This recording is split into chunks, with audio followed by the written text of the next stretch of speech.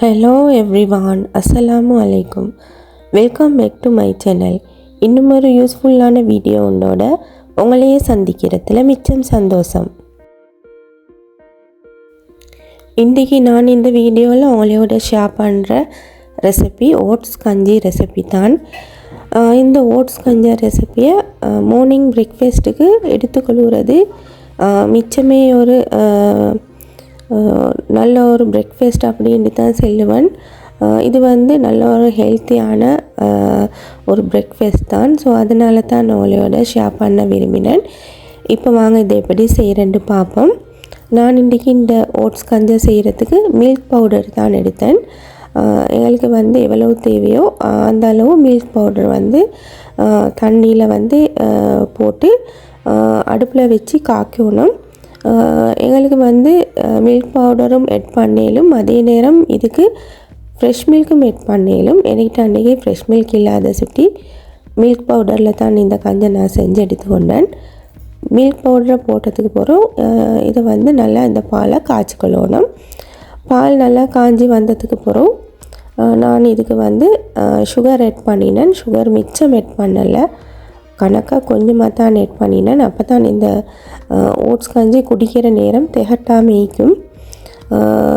இதுக்கு சுகர் குறைஞ்ச லெவலில் கொஞ்சம் சீனியை குறைச்சி எட் பண்ணினா நல்லா.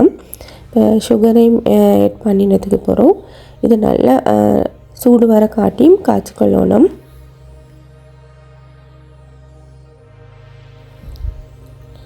இந்த டைமில் தான் நான் 3 டேபிள் ஸ்பூன் ஓட்ஸ் எட் பண்ணினேன்.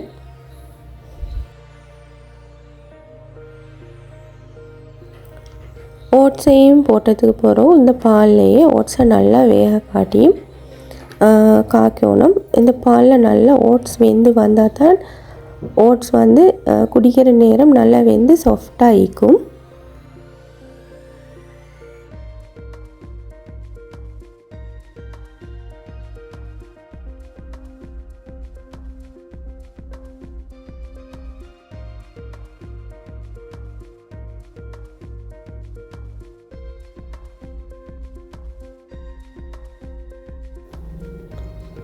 பாருங்கள், ஒரு 5 நிமிஷத்தில் ஓட்ஸ் நல்லா வெந்து இருந்துச்சு. இப்போ அடுப்பை ஆஃப் பண்ணினதுக்கு பிறகு நான் இதுக்கு கொஞ்சம் நட்ஸ் எட் பண்ணி கொண்டேன். இதுக்கு நட்ஸ் எட் பண்ணணும்ன்ற அவசியம் இல்லை, இருந்தால் எட் பண்ணிக்கொள்ளையிலும். அடுப்பை ஆஃப் பண்ணினதுக்கு பிறகு தான் நட்ஸ் எட் பண்ணிக்கொள்ளணும்.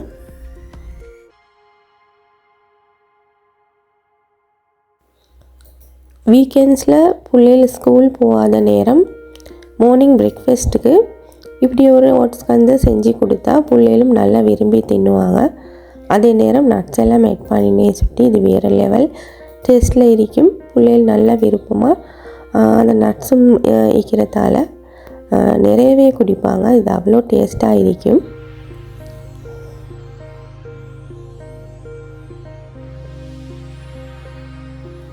லாஸ்ட்டாக இந்த ஓட்ஸ் கஞ்சை ஒரு பவுலுக்கு ட்ரான்ஸ்ஃபர் பண்ணினதுக்கு பிறகு நான் அன்றைக்கி இதுக்கு பனானா ஒன்றை கட் பண்ணி எட் பண்ணி கொண்டேன். இதுக்கு எங்களுக்கு பொமோகிரனேட்டும் எட் பண்ணிக்கொள்ளையிலும், அதே நேரம் ஸ்ட்ராபெரியும் எட் பண்ணிலும், வேண்டிய ஃப்ரூட்ஸ் ஜாதிகள் எங்களுக்கு எட் பண்ணிக்கொள்ளையிலும்.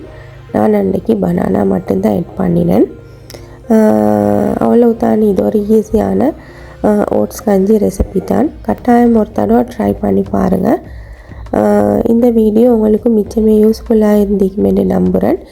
இந்த வீடியோ பிடிச்சிருந்தால் அவங்களோட ஃப்ரெண்ட்ஸ் அண்ட் ஃபேமிலிக்கும் ஷேர் பண்ணுங்கள். இன்ஷா அல்லாஹ் மீண்டும் இன்னொரு வீடியோவோட உங்களையே சந்திக்கும் வரை பாய் பாய்.